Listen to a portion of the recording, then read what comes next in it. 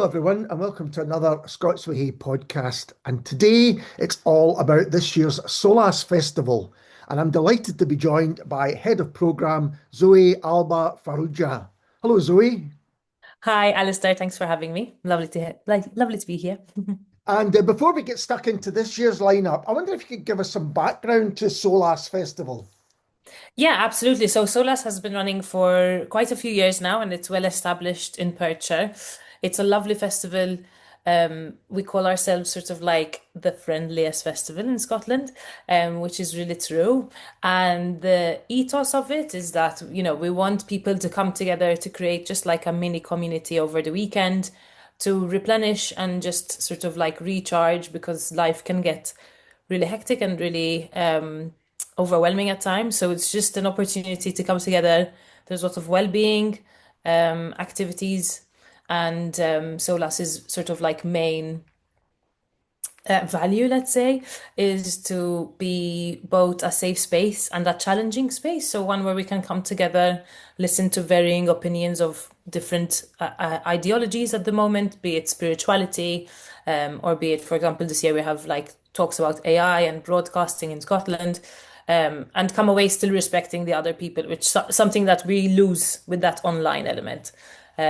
So that's sort of like in a nutshell what the festival Yeah. is about. It really is an oasis of calm, and I think some of that's to do with where it is as much as what it is. It's you take a turn off the motorway, and suddenly you're like, "Wow, this is such an amazing space, such a Yeah. beautiful setting." We should talk about that. It's Errol Park in Perthshire. Yes, it is.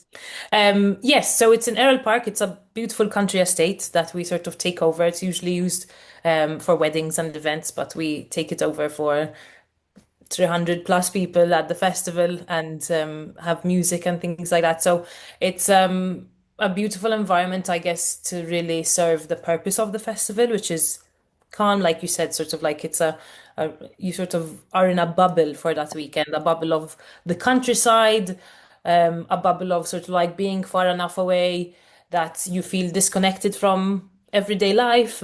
And it's just a gorgeous estate that offers us so much. So we're so grateful to be able to go there year after year. How did it begin? How did that relationship begin? So I don't want to misspeak because that's well before Yeah, my time. yeah, sure, okay. But I do believe that there was a festival in England called I believe it's called the Green Belt Festival. Yes, Um, yes, yeah. yeah, so that festival was like, wow, this is doing so well in England. Let's give it a sister in in Scotland.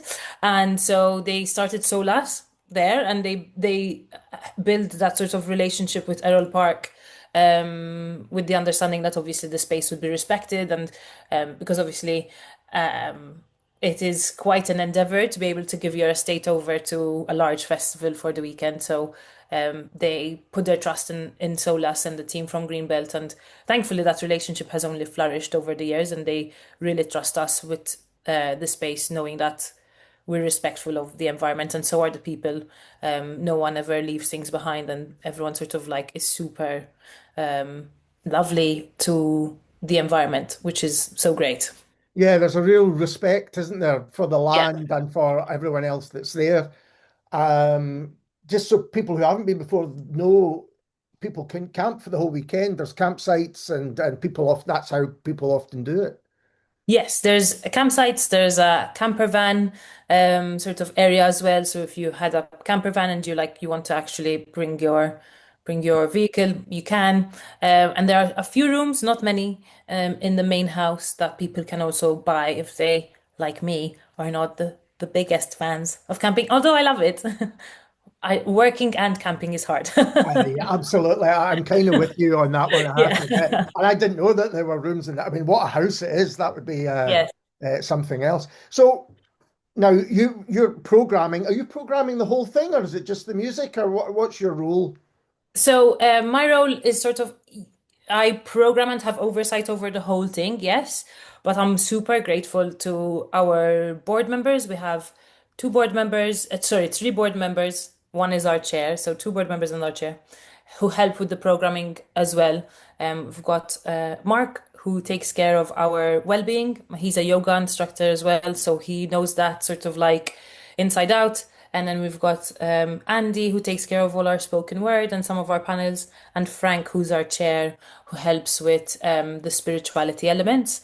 But then, yes, that's all funneled through me. So I make sure that everything is sort of like balanced and that there's a journey that audiences can go through throughout the weekend, especially because children can go free. So if you're a family, you're only paying for the parents, which is something that we hold really true, that we believe that families shouldn't be paying more just because they have children. So yeah, then it's on my head to make sure that everyone has things to do throughout the weekend, that it's enjoyable and spread out, and there's a variety of fun activities for everyone. And I get all the joy of doing all the admin and issuing the contracts and all the that fun things that people forget about. But no, it's great. I enjoy it.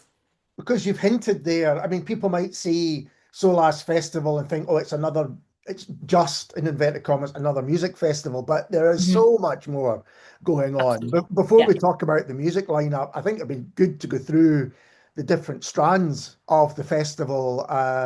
You have a lot for kids, for instance, kids' activities. Yes, we do. So we have, on the Friday, for example, we have an illustrated design workshop that kids can go to, and sort of it's going to be based on nature and things like that, so that they can go and build their own design and draw. Throughout the weekend, we're going to have facilitators coming and doing things to do with the solstice and doing, you know, crepe paper installations and all these fun things. We even have this beautiful project that's joining us this year called the Earth and Dance Floor. Her name's Susie, and she's doing a PhD about this project. And it's where you can create a dance floor with clay and sort of like through music make the dance floor come alive. And we also have independent dance coming back. They're a staple of Solas, and they'll be doing things like Lego brick play with the young audiences, doodle and dance. So there's quite a bit for children to entertain themselves with, for sure. We also have the children's den, which is sort of like an area for children to go to, and there'll be chess throughout the weekend, which maybe some children might not enjoy, but some do. Some do. Um, I know I do. I know a lot of adults do. And we also have like shelter building, so they can learn how to build like dens and shelters in the woods. So yeah, there's quite a variety just for the children alone, for sure. Yeah, absolutely. And storytelling's a big part of it as well, isn't it? Not just for kids, but there's storytelling, there's poets, there's writers. That's an aspect of it too. Yes, absolutely. We have quite a few storytellers coming throughout the weekend. Even have music brought who have come every year, and they do like storytelling through music, and they're sort of like in their own area next to the children's den. We have poetry and areas for them to like have art installations and things like that. We have I'm trying to remember her name. Let me just quickly look it up.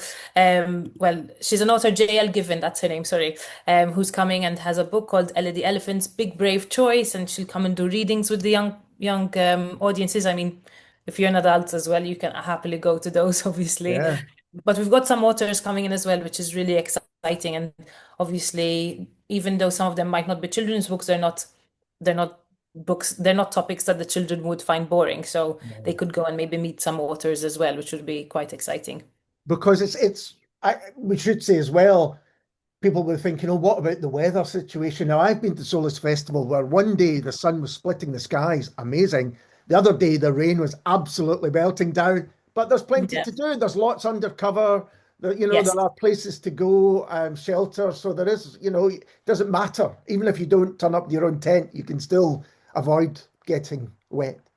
Yes, definitely. So, although our music program, the main stage is outside, so if you are interested in the bands there, you will be getting wet. But most of the things are then under tent. So we have the Rest and Be Thankful tent. That's where like well-being happens, Yeah. um, and the stables, which is where the other music and some panels will happen. That's indoors completely. And then the children's den, all these sort of places I was speaking about, the Book Nook, those are all under tent. So.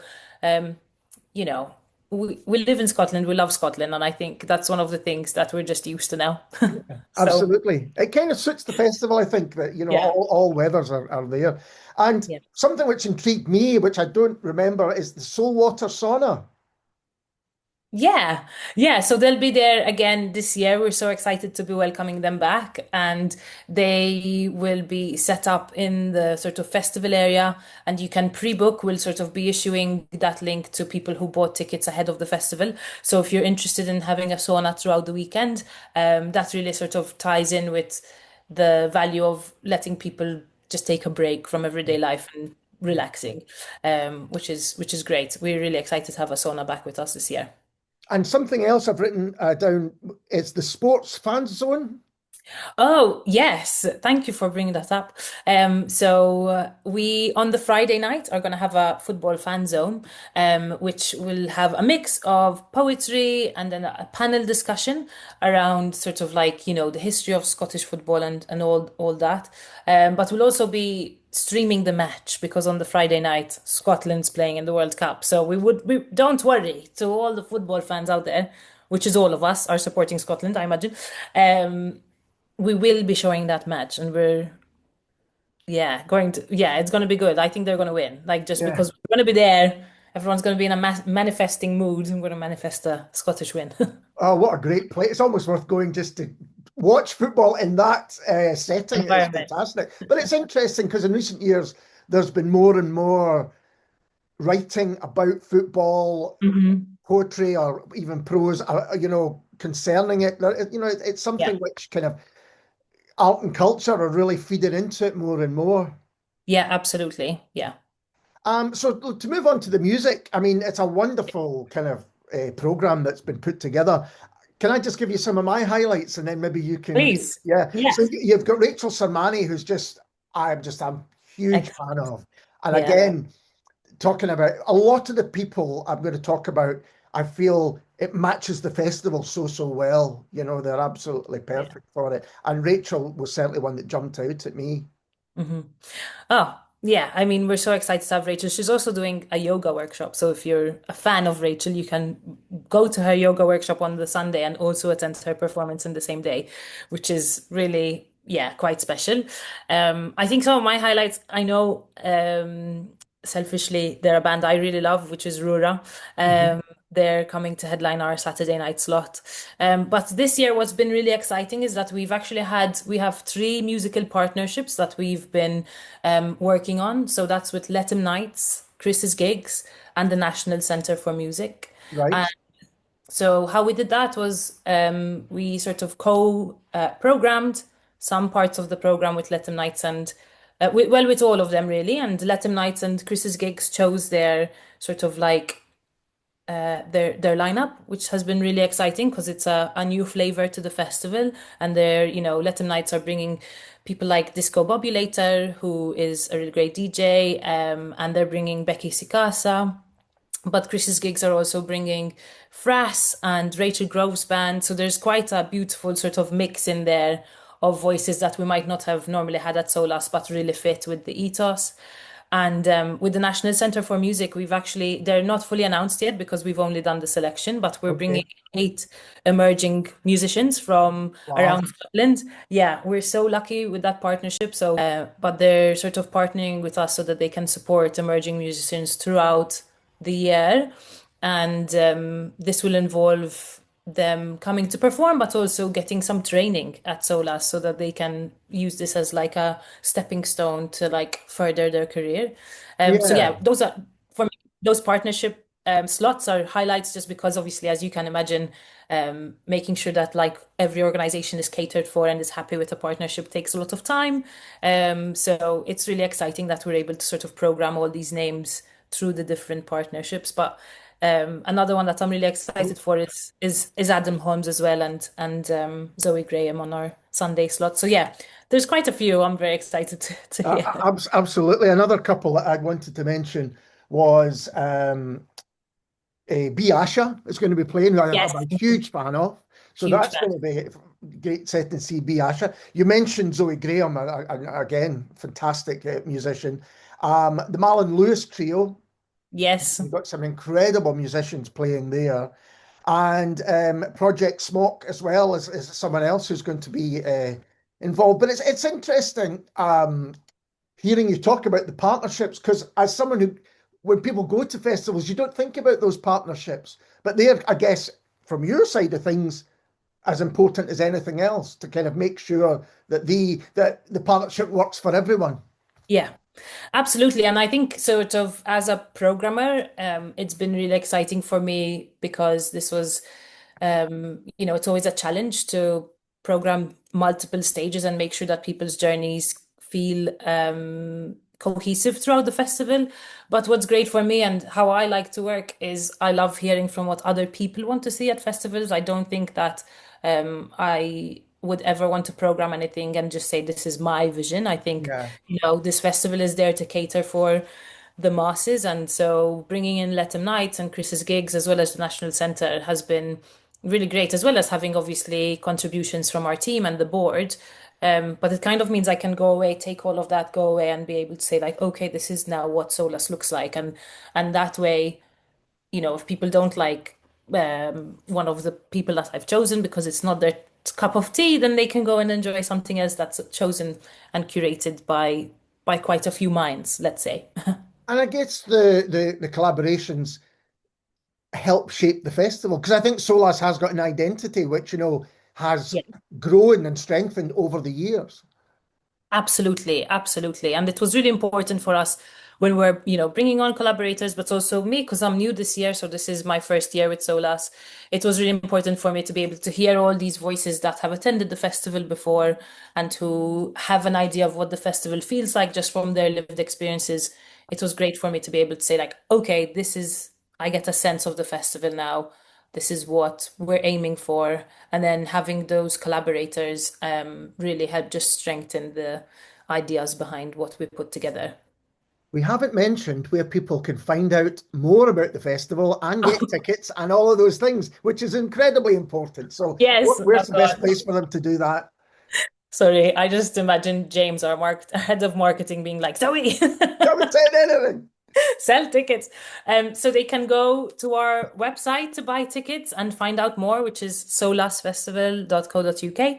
And what's really important to know is that you can buy both weekend tickets, you can buy camper van tickets, but you can also buy 1 day tickets. So if you like all of the acts that I love are on the Saturday, you can do that as well. And buying before the festival, so buying in May and the week before the festival, is cheaper. So we increase tickets as we get closer to the festival as we're starting to sell out. So yeah, I would really encourage people to buy tickets sooner rather than later so that they get that discounted option as well. And on that website, they can find the lineup. And if there are Yes. any latter additions, that's where they'll find out about them as well. Yes, absolutely. So at the moment, you'll be able to sort of go on to the website, and there's not only the lineup, but you can look at attending Solas and all the FAQs and seeing what people have said about it before. But if you go on the lineup, you can see everything divided neatly in sort of music, headspace, workshops, well-being, and all that jazz. Yeah, actually, the page with details on it and frequently asked questions is excellent because clearly that's been things which people have asked over the years. And it's also got a clear way of how to get there, whether by public transport or Yeah. in your own transport, because it can be tricky to find it. Now, I'm speaking as someone who has driven past the proper gate. It can be. So the more details you have, the better. Yes, absolutely. And we are organizing minibuses to help sort of if people are catching public transport and need support, sort of getting to Errol Park from the station and things like that. So yeah, do please get in touch with us if you're at all need any support in attending and are only coming by public transport because it can be difficult getting there if you don't have a car. Yeah, absolutely. I'm just looking through my notes, and someone who I meant to mention that's going to be appearing, Hmm. who I'm a massive fan of, Yvonne Lyon and Boo Hewardine. Now, Boo Hewardine I'm a huge fan of his, going back to his days in the band The Bible, and he's written Okay. so many incredible songs. He's written with a number of great musicians, and he's going to be there, Yes. on the Sunday, is that right? Yes, so the Sunday at 2:30, so that's our final sort of like music slot before the festival wraps up. So they will be closing the festival essentially musically. And Yvonne's also joining us for our panel called The Future of Broadcasting in Scotland. And that's sort of in response to what's been happening around the BBC sort of like cutting programs, and it's our way of figuring out how to have a discussion on how to move forward. So we'll have the CEO of SMIA also coming to chair that panel, which is really exciting. But yes, Yvonne is one of our panelists. And sorry, SMIA, sorry, is the Scottish Music Industry Association. I just shouldn't use Yeah, yeah, acronyms. So Yvonne will be there all weekend, yeah. yeah. Which is great because they've been doing a lot of work. Well, they do a lot of work supporting obviously musicians, but also around this subject about kind of issues in broadcasting. They've made a lot of noise about it. Yes. We maybe haven't made enough of the fact that there are talks, as you say, sometimes challenging talks going on, Yeah. but there are a lot of those happening, which I think is a big part of it as well. Yes, so we have the one I just mentioned, the future of broadcasting. We also have one that's about who owns tomorrow's music, and it's around AI and copyright. So we have some brilliant speakers coming in to speak about that subject matter as well. We also have a panel called "What Have I Done? The Hopes and Fears of Our Newly Elected MSPs." So we'll be inviting MSPs to come and speak to Solas if they say yes, hopefully. Obviously, they've only just been elected, so that's still coming together. TBC, guys. But that will be good because, just speaking, quite frankly, is we're in a world where politics is very volatile, and I think we need to humanize it more and more. So yeah, we're looking forward to having that. Because what you said right at the beginning about it being a safe space, it absolutely is that. And to be able to have conversations, challenging conversations in that is quite rare these days. Hmm. And Hmm. people often feel polarized without talking to someone face to face. Yeah. It's either, you don't see the person or meet the person, and, which can be problematic. So to have those discussions, I think, is a really important time. And then you can step outside and there's music going on, and there's, and also certainly in the past, amazing food to be had too.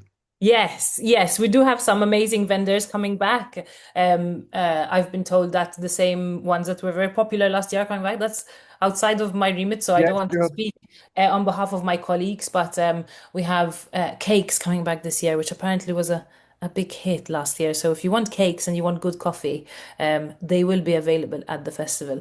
But it will be, yeah, I've been told that the food is very good, so I am excited to come and sort of like experience the festival, but also eat. I'm a big food, yeah, I'm very food oriented. Because we've spoken about sights and sounds, but actually when I went by car, so when you park up the car and then go into the festival, you're hit by smells as well, and these incredible smells which kind of waft through the thing. It's a festival for all the senses, I Yes. think.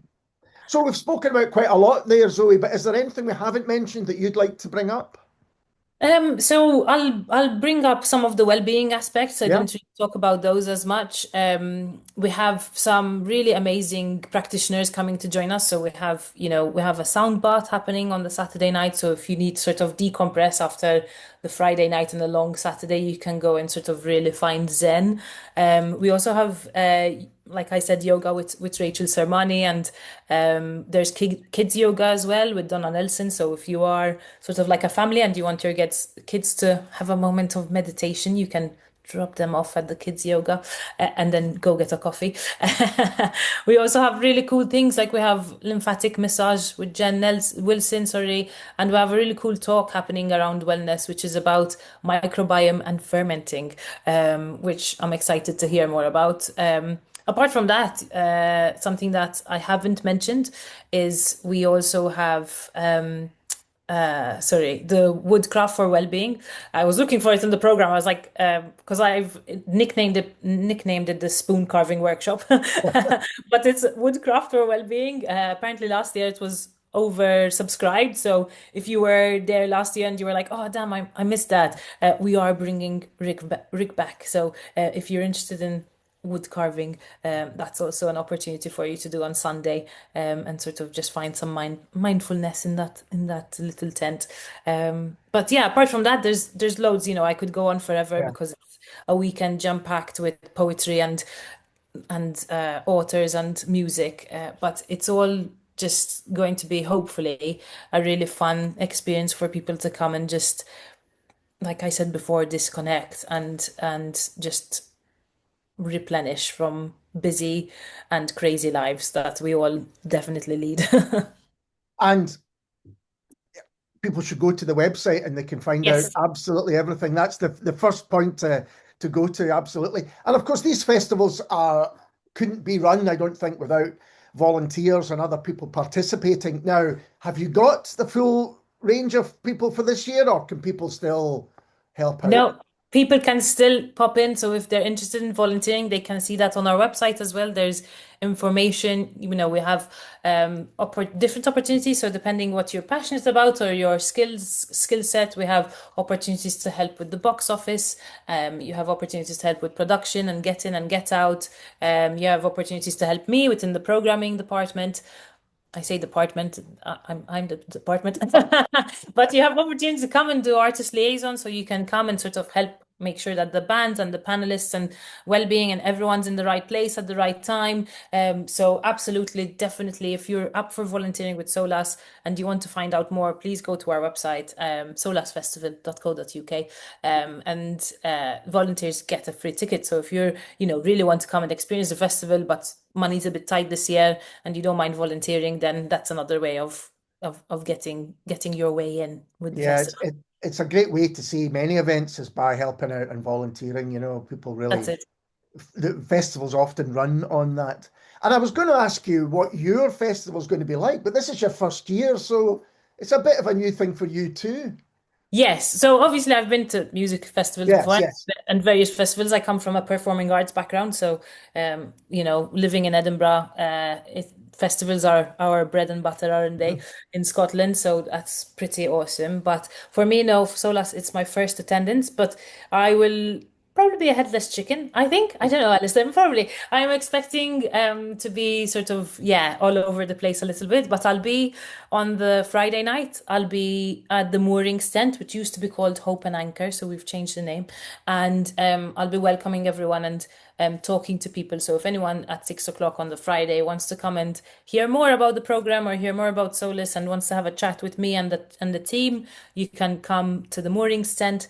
But then I'll be helping with different sort of aspects around artist liaison, but also I'll be hosting some of the panels, just to help spread the love and Yeah. the load amongst the team. So I'm hoping it will also be fun because I'm also a big yoga fan. So I'm hoping to start my days with some yoga and then I can become the headless chicken that I need to be. It's the perfect festival for you to decompress at the end of the day, I would suggest. Yes, absolutely. I agree. So, thank you so much for taking the time to talk to me. Solas is one of my favorite festivals. If people Oh, haven't gone, it is absolutely an oasis. It's a beautiful place to visit. And then you've got all what we've discussed and more going on. So, all the very best with it.